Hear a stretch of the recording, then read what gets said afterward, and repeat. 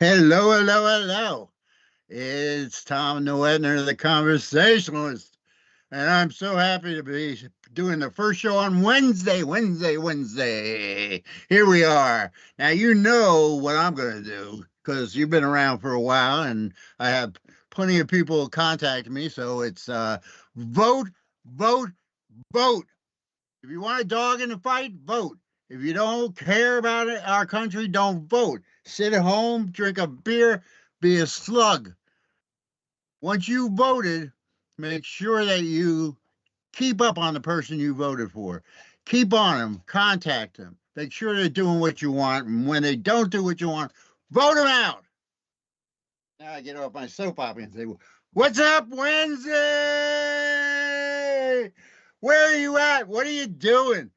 How strange of a day. It's only 58 degrees in upstate New York. It's cold. It's wet.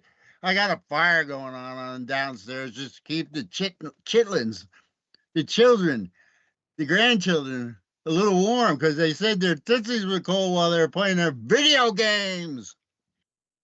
All right, let me get off that subject. Hey, so tell me, what's going on, gang? Oh, let's see. What I got my emails open, so I got a couple of my buddies chiming in. All right. So here we are. What are we? 40 something days away from election day? Whoa! Are you ready? People in New York State have been voting since September. Remember when we used to vote on one day?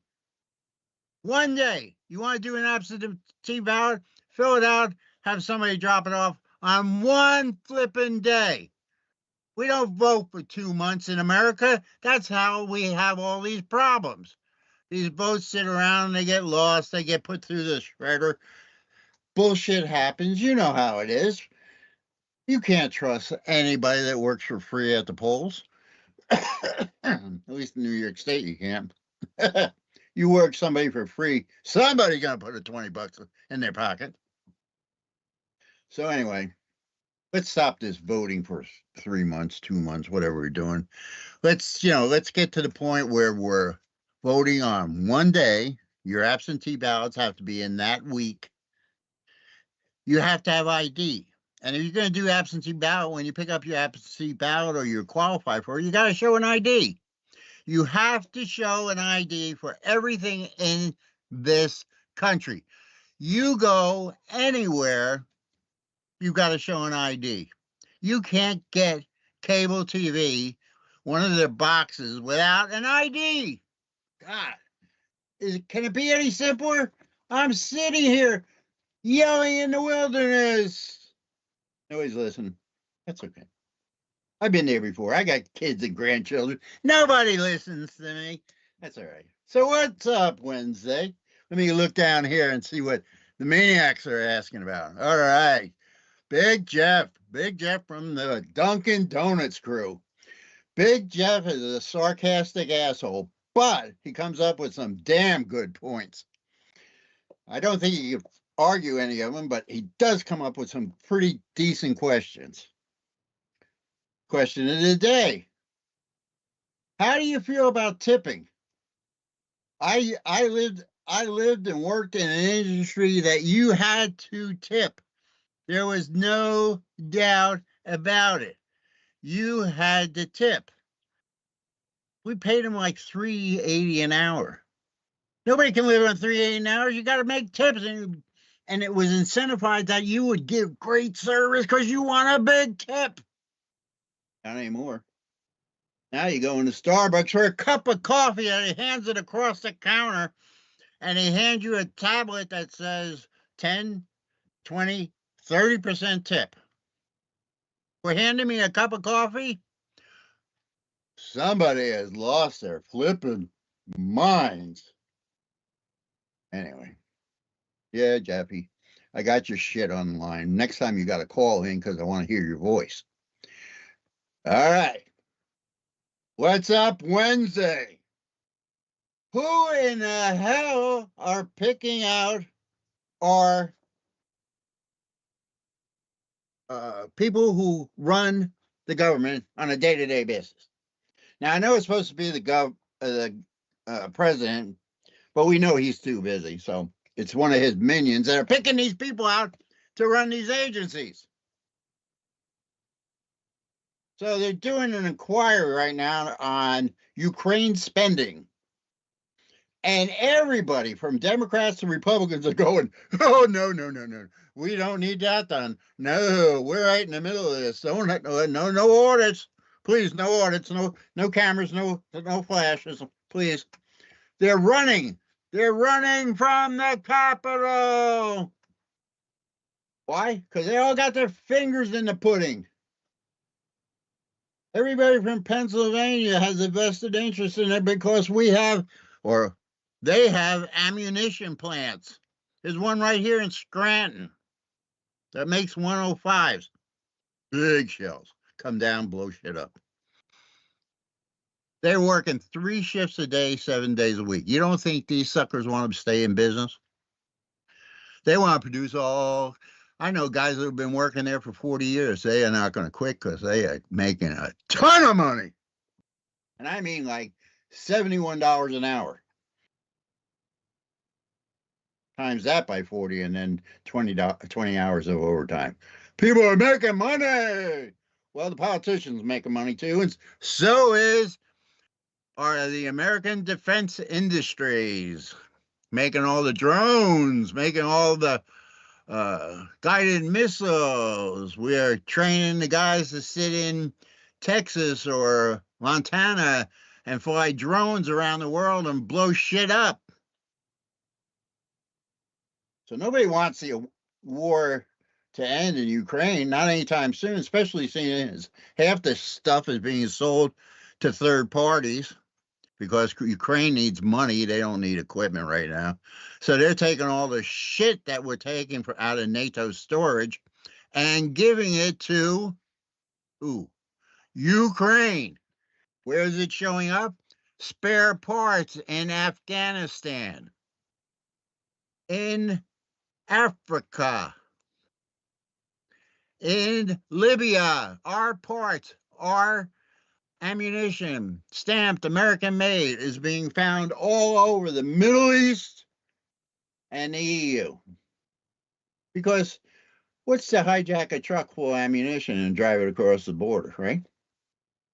Right? No problem there. As long as you're not stupid, you can get across, I guess. Or you take a road that isn't guarded, I guess. I don't know. I haven't smuggled munitions ever in my life. Smuggled a couple other things back into the country, but never guns or munitions. But I mean, if there's a will, there's a way, right, guys? So they're making this money, putting it in their pocket and running away, and we don't have any accountability. Why? Why don't we have any accountability? Because we just turn this shit over to the government over there in Ukraine, and everybody, some quartermaster, some guy been in the army 30 years is saying, thank you, signs the receipt. And then who knows where this goes? Does it go to shooting up Russia? Does it go to some of the neighborhood? Does it go to a neighboring country? Does it go to Africa? Does it go to Lebanon so it can be shot into Israel? Somebody enlighten me. It's What's Up Wednesday. Give me some advice. Like and subscribe. Here comes the commercial. Like and subscribe. Hit the bell. Throw things at me. I don't care. Email me. Send me a snail mail. I want texts. I want everything you can throw at me. I want to know what you think of this program. Also, want to know what you think of Josh, the Wizard of Oz, just to drag his ass in on this shit. Anyway, I'll tell you what. Why is voting not a national holiday? Why should it be? Why should it be? Well, it disincentivizes the people that work. If Bullshit. everybody that's working Bullshit. isn't going to take the time to get into a giant line to vote, make Bullshit. it a holiday. Just make it a holiday. Bullshit. Bullshit. Been voting my whole life. I'm 73 years old. Guess what? I worked my whole life. Always found time to vote. Always. Never had a problem. Never missed an election day. Even when I was sick and dying I made sure that I got my vote counted. You know why? Because it's yours.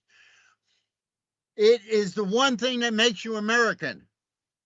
It is the one thing that you can stand up every other year and say, I'm an American and this is what I want. Vote, vote, vote. Then you have a dog in the fight. Then you can hold people accountable. But until you do that, until you stop saying, oh, there's nothing I can do, it's just so out of control.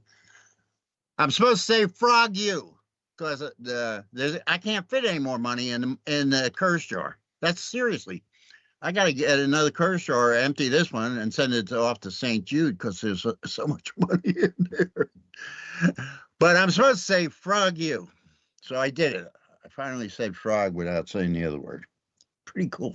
I never thought I could change, but I did. All right, let's talk about another thing. This comes out of Torres's file. Torres is about 69. 69, 70 years old. Sorry, Torres. I didn't mean to make you older. He is a royal pain in my ass because he speaks perfect English, but he likes to drag people in that he's just from Mexico. He just got in the country.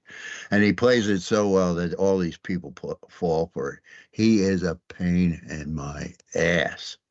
Anyway, so from the file of Torres, dun, dun, dun, dun.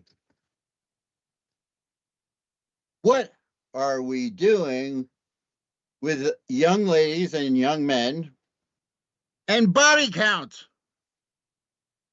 He wants to understand what the young people are deciding that their love life and their ability to put somebody in the sack, as we used to say, does not have consequences. Somebody explain it to the old guys.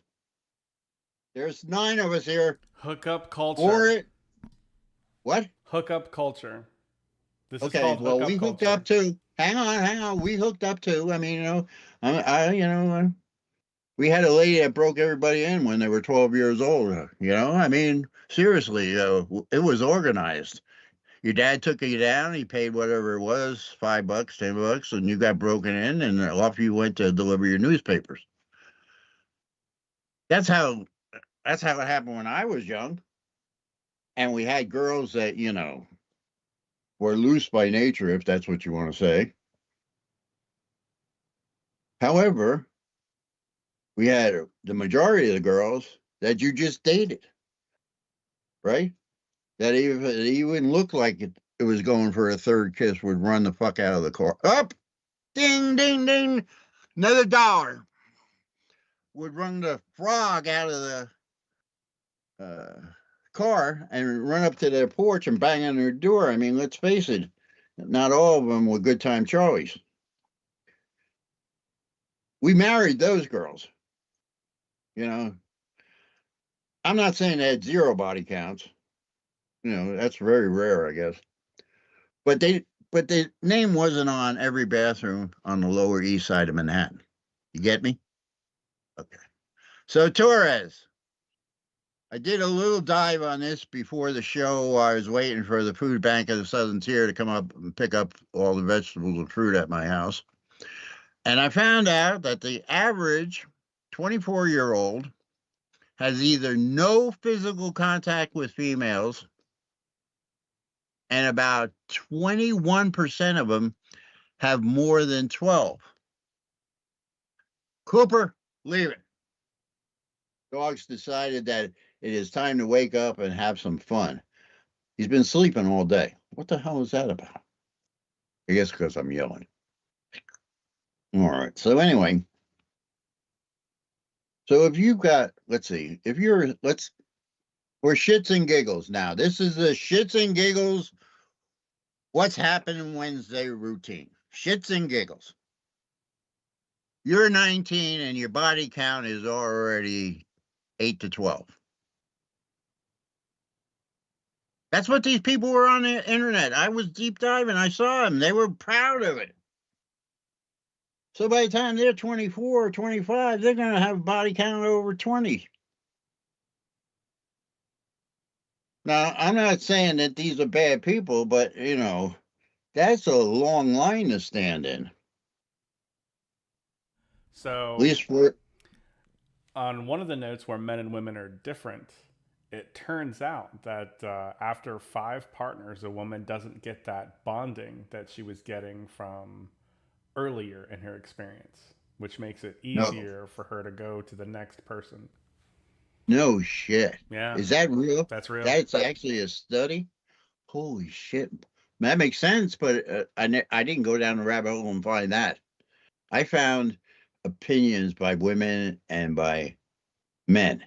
And the other one that really surprised me, do you know what My Fans is? And there's another one, OnlyFans. OnlyFans, OnlyFans. And if you're on there, that there were, if you say 1 day a week on OnlyFans, you can make 10 grand. And you don't even have Not to be all of good them. looking. Not all of You them. don't even have to be good looking because you're selling feet pics, you're selling hand pics, you're doing different things, say your boyfriend's there and you're doing something to make him happy. That gets you $1,000. And you don't have to show your face on it because you probably, been beaten with a wet moccasin. I don't know. It's What's Up Wednesday. Like and subscribe. Somebody, please help me out here. My favorite thing about OnlyFans is they are the sponsor for Bare Knuckle Fighting Championship. They have in the ring and a big giant right in the center. It says OnlyFans. I guess I need to look up OnlyFans and see what it's all about because I don't know shit about it. Listen. Your wife will murder you while you're awake if she finds you on OnlyFans. So I should do this like when I'm at the library or I'm at the Dunkin' Donuts. Dunkin' Donuts it is. All right. Well, listen. So come on. This is What's Up Wednesday. And we still got time. We've only been on for about 20 minutes. Let's rock and roll this information. What's that next thing on the list? Well, we got Jerry. Now, Jerry is a college professor. Jerry is one of my good friends. Known him forever, probably 40 years or more. He used to come in my restaurant all the time. We became really good friends. And now that he's retired and I'm retired, we hang out together. We both like to smoke cigars. And basically, we smoke cigars to keep people away. Most women don't come around, and most guys don't like the smell of it. So it makes it a very select group that goes on the back porch and has long and fruitful conversations about nothing. So Jerry says to me, you have a presentation coming up on the 30th. Can we get lunch? Now, why Jerry would ask me that question in the middle of my podcast, I have no clue. He's just being an idiot. And I'm sorry. But he's part of the new education system. And I'm always wrecking him on this. Stupid questions should stay quiet. Jerry, we're not having lunch because you never pay. And I'm not going to pay again. So get off my channel. All right, here we got one. Oh, we got Sarah. Sarah is one of my grandchildren. Oh. Should I open this one up? Should I really? All right, Sarah, what's your question? Why am I so loud all the time? Why am I always yelling? Well, you raised 7 kids with all their friends and now have 10 grandchildren and 4 spouses and everybody else that doesn't know how to cook hanging out your house. You'll yell a lot too. I baked a pan of brownies yesterday, a big glass pan, the biggest one I had. There is not a brownie left in this house. I'm telling you, there had to be at least 40 cuts in this. And they're all gone. I baked them like 7:30 last night. How is that possible? I went in to get a cup of coffee, which I didn't get because I forgot it. I didn't get my brownie because there's none left. And Miss Sarah, I think you organized that. So does that answer your question why I yell? Now get out in the kitchen right now while I'm upstairs in the studio and bake some brownies. See? Ask me a question, I'll come right back at you. Don't mess around with Grandpa. No is on his game. That's what they call me, No. Anyway, let's see, next one. Who is Josh? Where is he? Why does he live in the datasphere? Why in God's name does he give you 3-word answers? Let's know more about the Wizard of Oz. Go ahead, give us a short bio. Fire away. Short bio. A short bio. Yeah, where you come from? Where were you born? I am the second son of a soldier. I started government contracting at 17 years old, building networks for the Justice Department and the IRS. I was married and divorced, got very drunk on the beaches of Wilmington, North Carolina, until I decided I can't just drink and do nothing.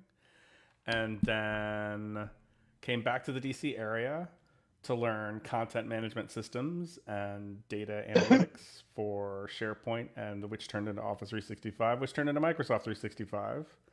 Excellent. Got introduced to somebody who wanted to help raise awareness with charities.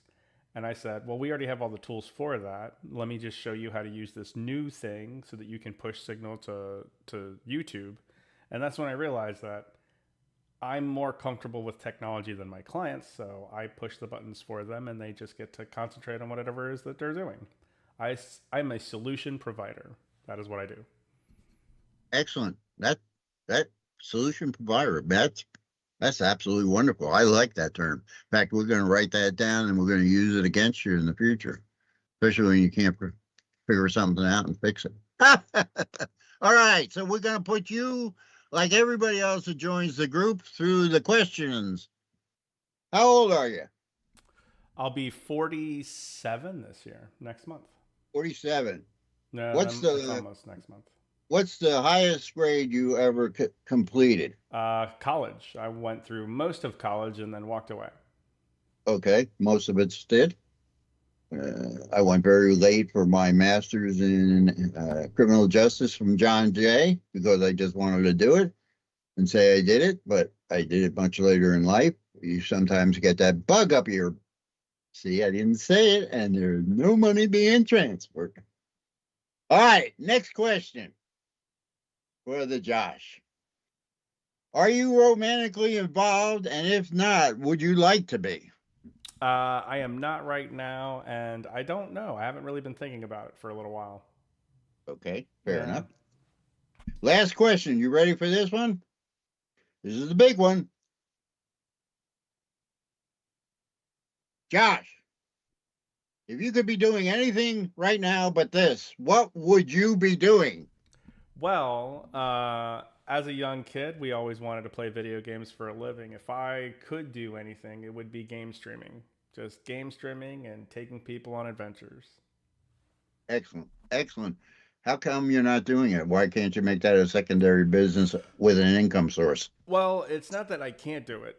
Lately, I've been stress testing my network, so I have been doing it. And okay. Yeah, Good. I've just been shoving signal up Comcast Xfinity's very tight behind, and I had a weird issue with one of my clients. We just somehow managed to drop signal, and I was like, I don't know. I have no idea why this would happen. Did all the troubleshooting in the world that I could, and it was just so intermittent. It was so weird. But after we rearranged the entire network and have everything kind of like new equipment purchased, every wire is brand new, the whole nine. We're not seeing any of those troubles. But you have to. There's that exposure that you're comfortable with, where you're making decisions fast rate. You screw up, and do you laugh along with them? Do you cry along with them? Are you boring? Or it's when I look at a video game, when I'm playing a video game, I want that immersion, and that immersion is what's part of the. It's like when you're reading or watching a movie. You get immersed in that reading or watching a movie. Do I want to entertain in that stance? And that's the reason why those people that make the money because they're entertaining while they're entertaining themselves. Okay. Yeah. And Okay. I work hard, you know, like You work crazy hard. hours, crazy hours putting up with people like me who 2 years ago didn't even know how to turn on a computer. So God bless you. You got the patience. Now, this has started to blow up, so I've got to give you some more questions if you don't mind. Uh, are you in the sequels to Harry Potter? And would you take a position with your hair and beard? I could probably pull off a young Hagrid, I guess. Okay. Next question. Have you ever considered cutting your hair into party in the front? I Oh, mean, party in the no. back? Okay. That came by Jerry, by the way. He's an ass. It's coming back, by the way. This mullet Yeah. thing, it's coming Yeah, the back. mullet's coming back. So weird. A lot of people will wear them. I see them all the time. I watched a video today on Walmart people, and almost everybody had a mullet, including the women. What is that about? And they're invading our territory because I had a mullet at one time, long back when I thought I was something special. So everybody proved I wasn't. But that's another story. So, like and subscribe. Thomas Noetter, the conversationalist, and this is What's Up Wednesday. Guess what? We have a big announcement. We are going to have a live stream talk with the chefs, and it will be an hour program. We'll have myself and a few other chefs and a few other hanger-oners, people that we believe know the industry. And we're going to talk about our funny stories from the kitchen, our serious stories, our crying stories. We're going to talk about different things that are happening in commercial kitchens that don't happen in regular kitchens that you can do in your kitchen that will save you time and effort. My kitchen, as everyone knows that because I'm always saying it, is my whole house is being rehabbed because I got kicked out of the big house into the small house. So if I'm going to get kicked into the small house, I'm going to rehab it. It's going to look like mine. So I moved stairwells and doors and hallways. I did everything. I tore the whole place out. So the kitchen right now is about 70% done, but we're to the point where we can set up and broadcast from Easy's Kitchen. And I can sit there and talk to all my friends who are chefs and people who work in kitchens and the front of the house and bartenders. And we can find out what goes on in their obviously demented heads. Because anybody who works in a kitchen is demented. You have to see things from a very strange point of view. Now, I always prided myself before my dissection that I could do 9 things. I could put things in the oven and keep my nostrils open and smell things and know when they're getting close. I could run the saute line easily 4 to 5 pans, dishes cooking at the same time. Hated the frying station, hating the grill station, the charbroil station, because you come out of there smelling like an ashtray. But if you're on the saute line, shit, you come out, you smell like a fragrant kitchen because you're making all the bouquet dishes in the saute pans. Oh, yeah, I used to have buckets, 5-gallon buckets of water in front of my station. I'd cook with the pan, dump it in the bucket.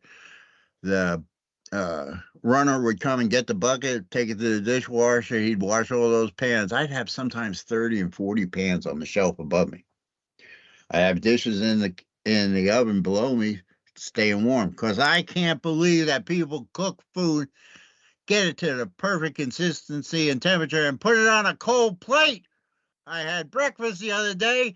Everything looked beautiful, but they put it on a cold plate. What in the hell is wrong with you? Breakfast is to be served hot. Oh, did I? I went off on a tantrum. Back, Tom, to the point. The chefs will be speaking, they'll be talking, they'll be laughing, they'll be drinking. Chefs drink. I'm sorry. It's one of the things that keep us going.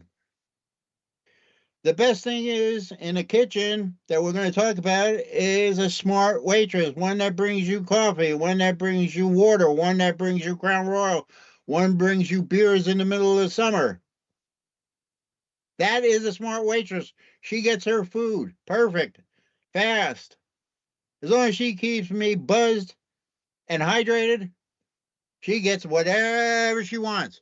When I did Expo and somebody showed up with 2 fingers of Crown and 2 ice cubes in it, I made sure they got out early.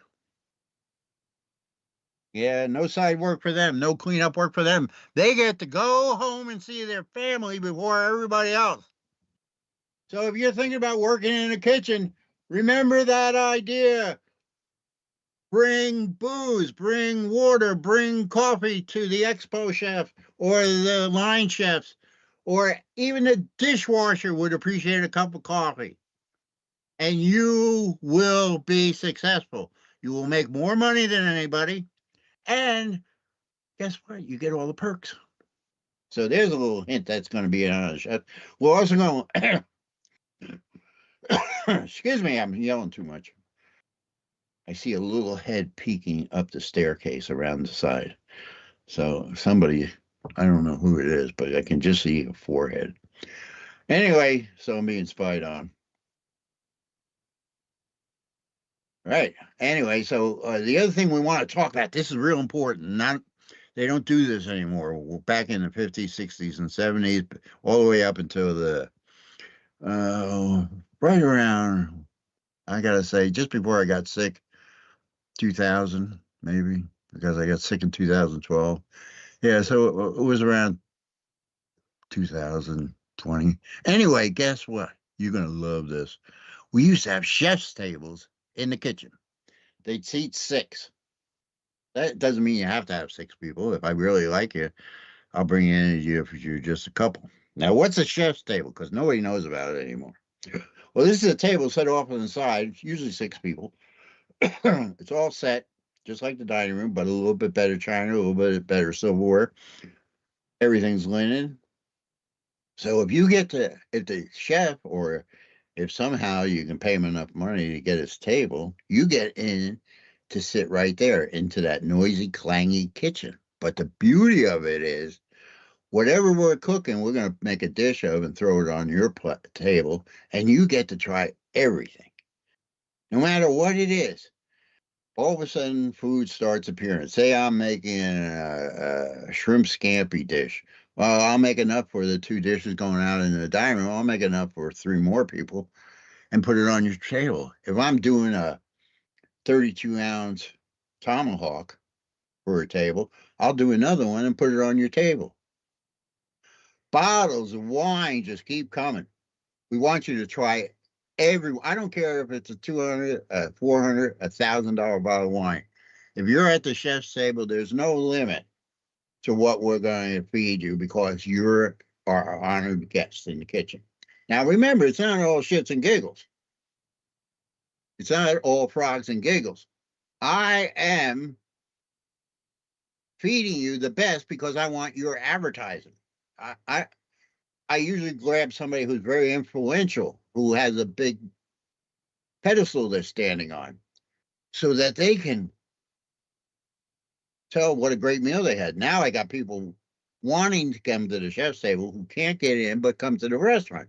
Get that? See how that marketing works? And why they did away with the chef's table? Because now everything's boiled, baked, microwaved. Nobody sits at a saute station cooking 5 to 7 dishes at a time. A separate broiler, cooking the steaks. Everybody's like Applebee's.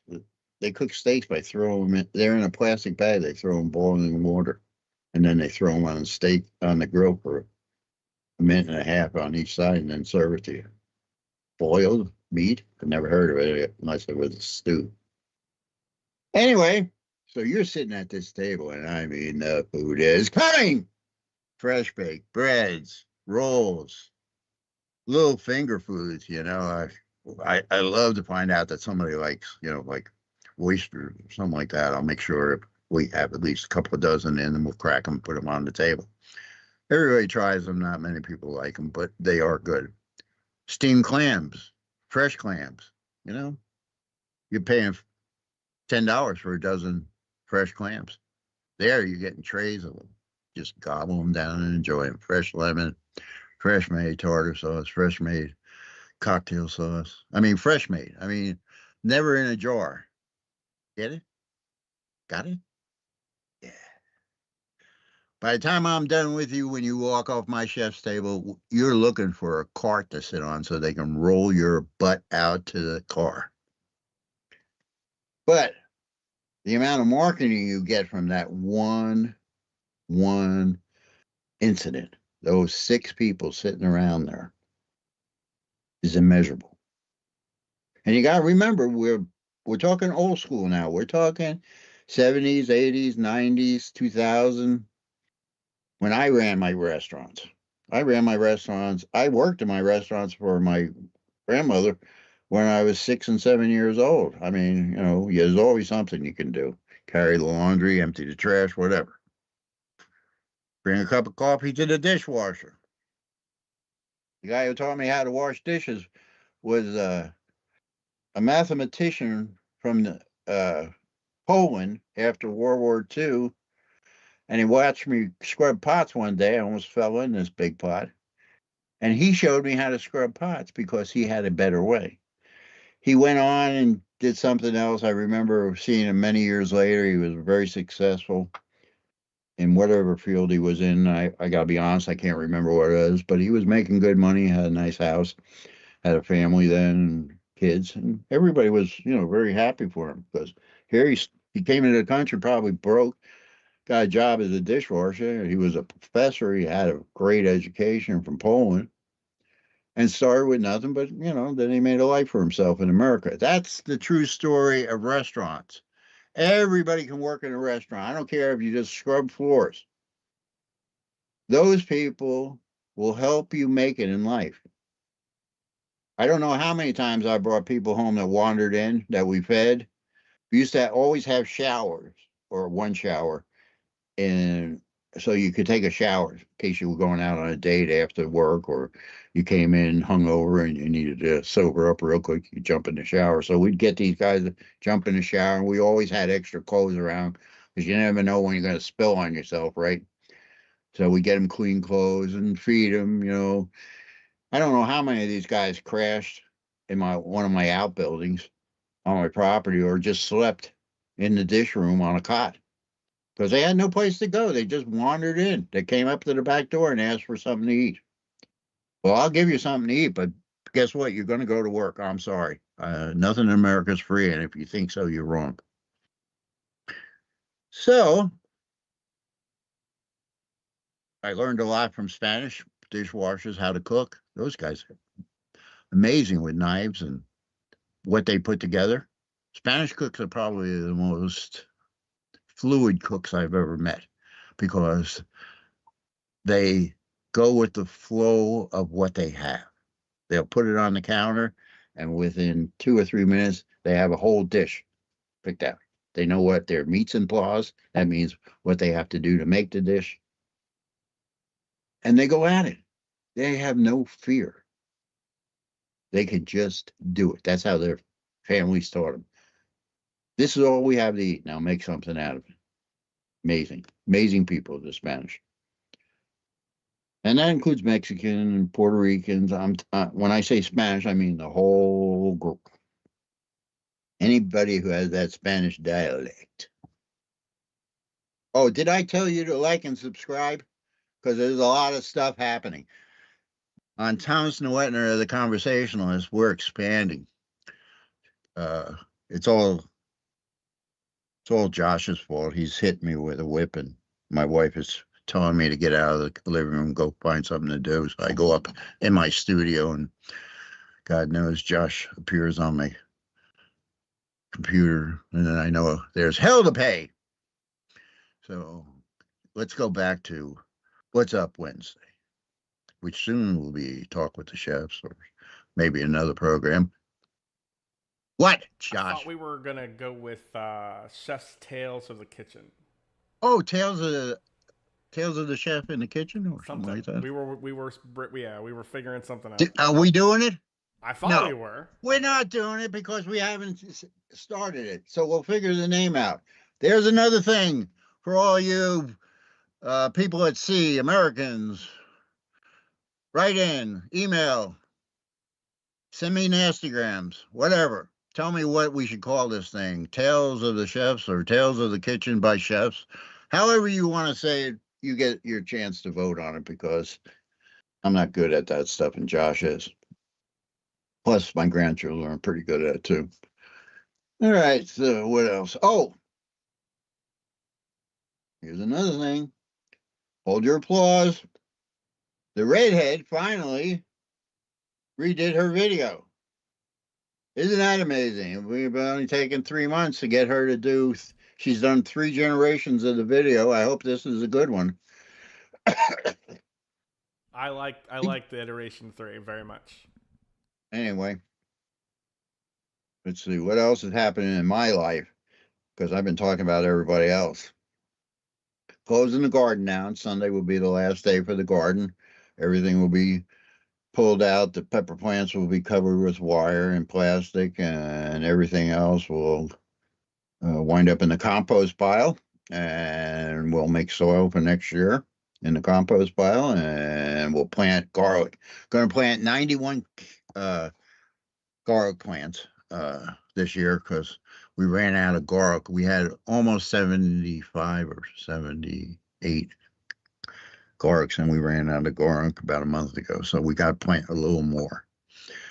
And I think that's basically because my wife gives my garlic away to anybody that asks. You know how expensive garlic is, especially if it doesn't come from China?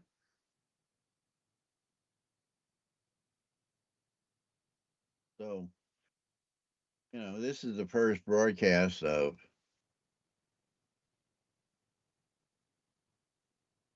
What's Up Wednesday. I have a 4 o'clock broadcast that I have to be on at 3:30 where it's a support group for people with disabilities. It's a local group, and we talk about things that we run into. Like we just had the curbs cut at Verizon Bank because Visions Bank, because the curb was too high and I couldn't get up with a step. And so we got him to cut the curb away and make a ramp so we can get up it. That was our big challenge, and we got it done. We, the older white guys, stormed the facility and asked Michelle to get a hold of her boss and fix this thing so we could get in the building.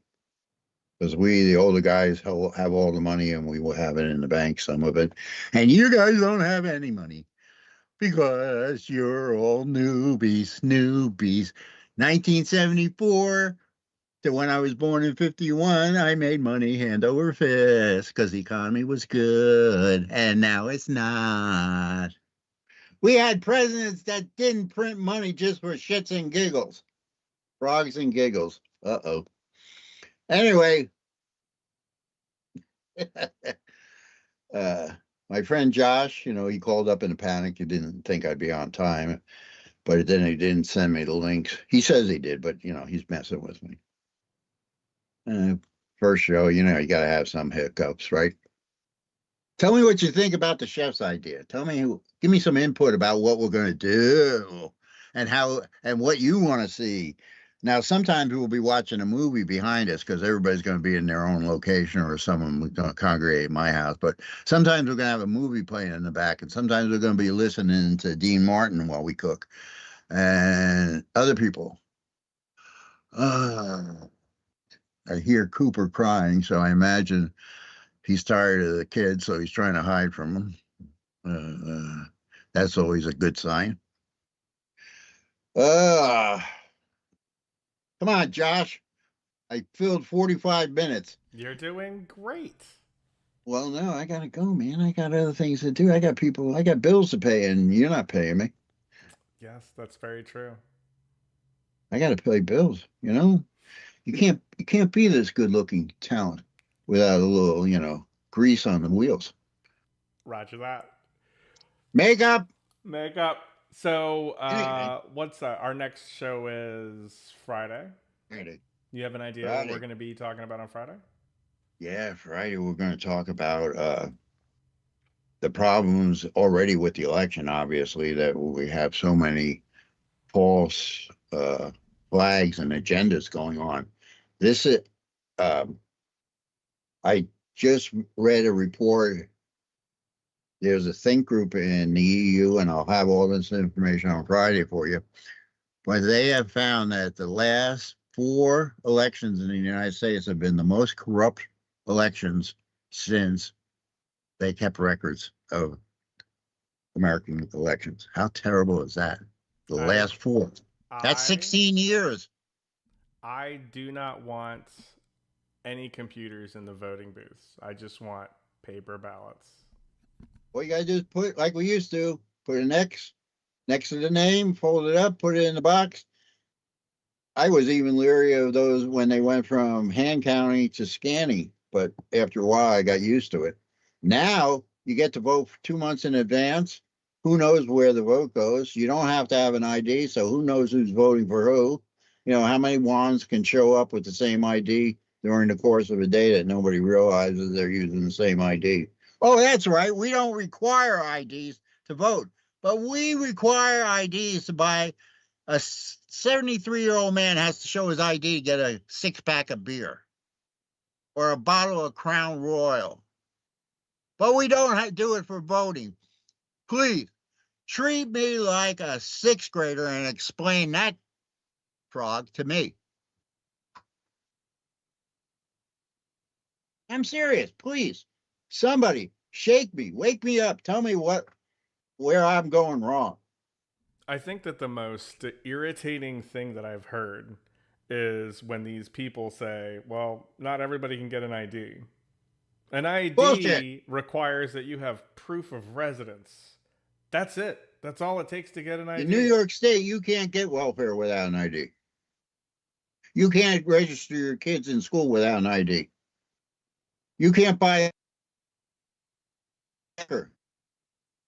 marijuana at the dispensaries without an ID. You can't even get a tattoo in New York State without an ID because the health department wants to track you in case you get an infection somebody else does.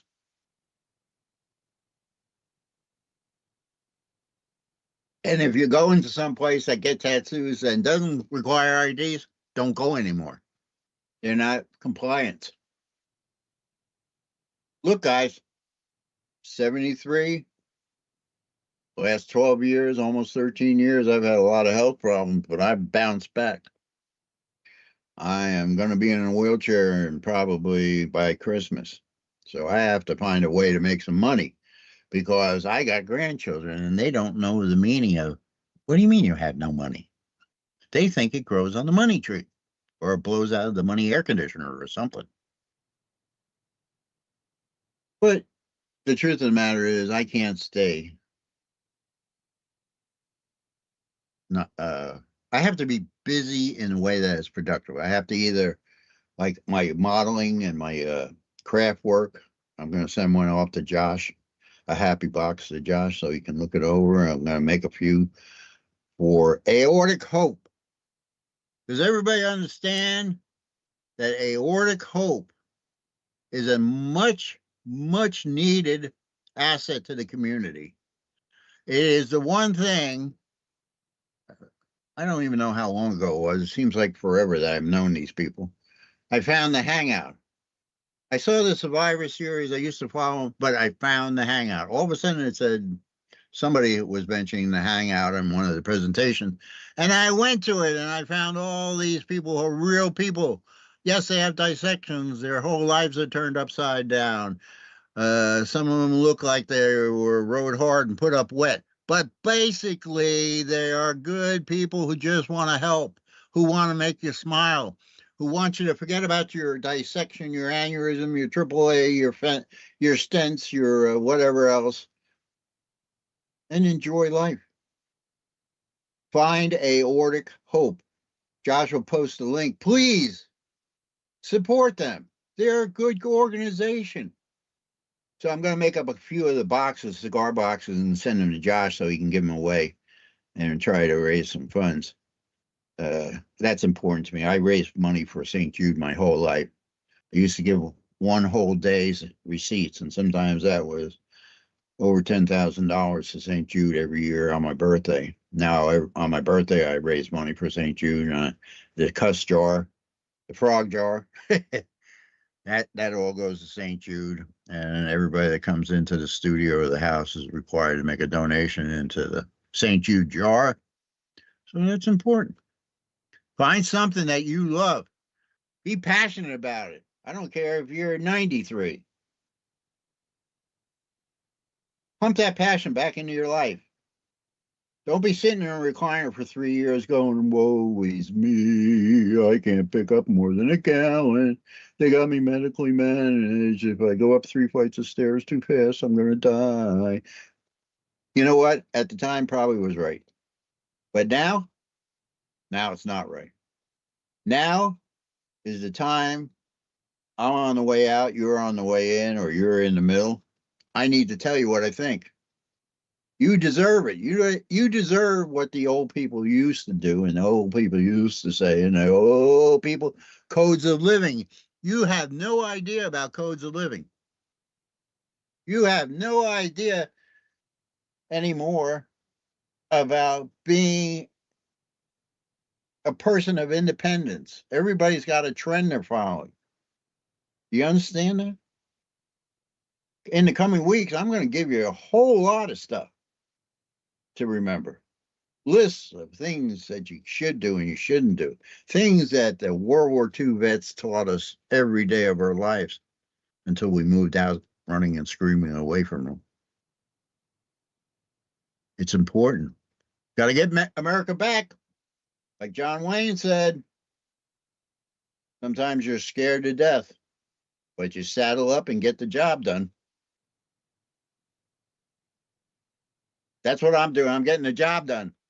Getting funny things. I'm getting political things. I'm hopefully going to get a few of my chefs involved. Hopefully we can do something with aortic hope. And, I spend a lot of time. I can't sleep at night, so I craft a lot on my back porch, smoking cigars, drinking Crown Royal, and doing my crafting until I get tired again and I go back to sleep, usually in the chair.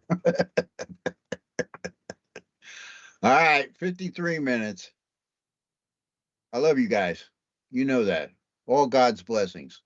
Like and subscribe. Come see me on Friday night. Come see me Monday. Come see me Tuesday. I'm sorry. No, Wednesday. What are we doing, Josh? Remind me. Monday, Wednesday, and Friday, and Sunday. Friday, Sunday, Wednesday, Friday. Okay. And when I ask you to frequent another website, please do it. I think aortic hope, just even if you don't have a dissection, just being in the hangout and understanding what people are saying is very important, because you get to see your future. If you're in your 40s or 50s, aortic disease is really increasing across America. I think it's because we do more diagnostics. Everybody now gets a CT or an ultrasound. We're being more and more conscious that it's not always the heart. Think aorta. Think about this big hose that's running through your body that springs leaks. Well, you just don't cut it open and put 2 connections on it. It doesn't work that way. Yes, they got to crack your chest in some places and, rebuild the whole arch and the valve system. Or, it disintegrates in some area and they have to go in and put a patch on it. Or like me, they just started stenting me at the carotid, and when they got to my femorals, they said, that's enough. Does it all work? No. I still have a leaking false lumen, and I'll tell you what that is some other day. I still have a kidney stent that doesn't stay in place because I have one of the older stents that are not as flexible. And to get a newer stent in there is just horrific. You have to open you up almost like cutting a deer. To fix the false lumen that's bleeding, they'd have to go through my back. I'm not putting up with that. So I just live with what I live with, because that's what you do when you get old. You accept your fate. Now, how do you accept your fate? Well, your fate is something that you don't accept, you just live with. All you do is make the best of it. Sometimes I'm down, sometimes I'm up. Sometimes it's a push, and sometimes it's an easy roll downhill. And I know that. I know I'm never going to run a commercial kitchen. Never going to run after my grandchildren. And that's why I have a dog that I can sick on them. Oh, my service dog, Cooper. You should know about him.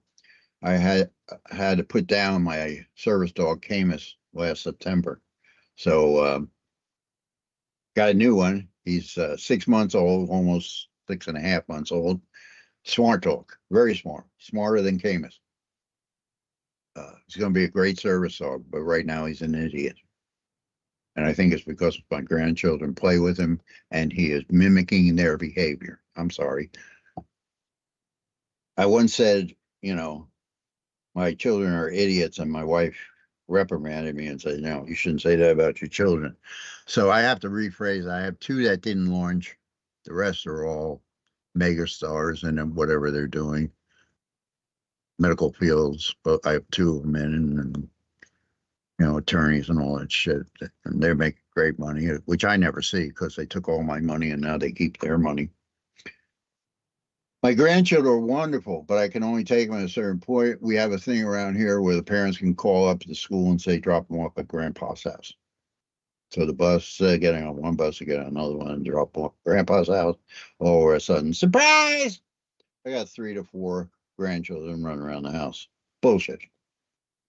You should have a better organized way to let me know, other than them crashing through the door and throwing everything everywhere and raiding my refrigerator.